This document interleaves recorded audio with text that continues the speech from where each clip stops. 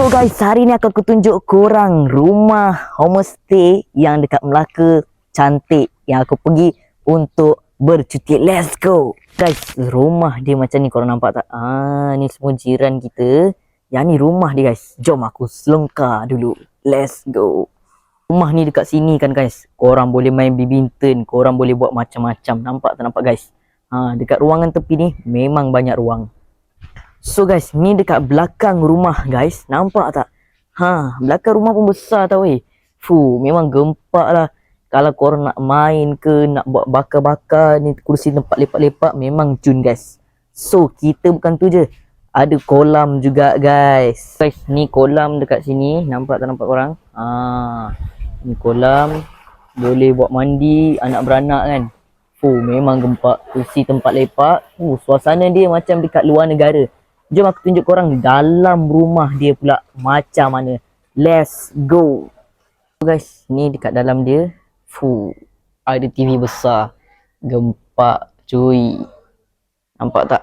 Lanting dia semua gempak tu guys.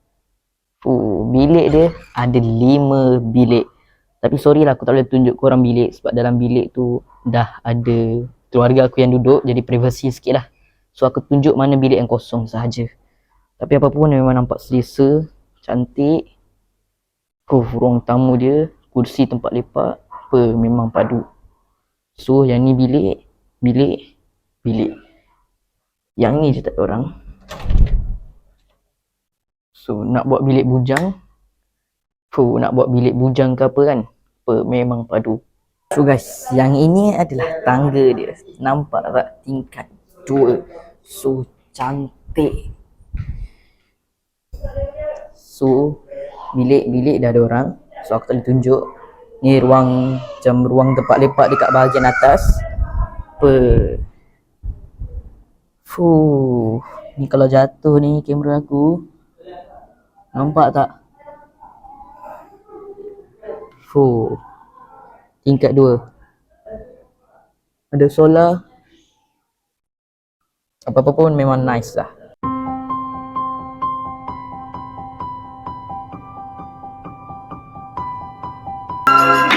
So guys, itu je video kita pada kali ni. InsyaAllah kita akan jumpa korang di next video nanti. Assalamualaikum.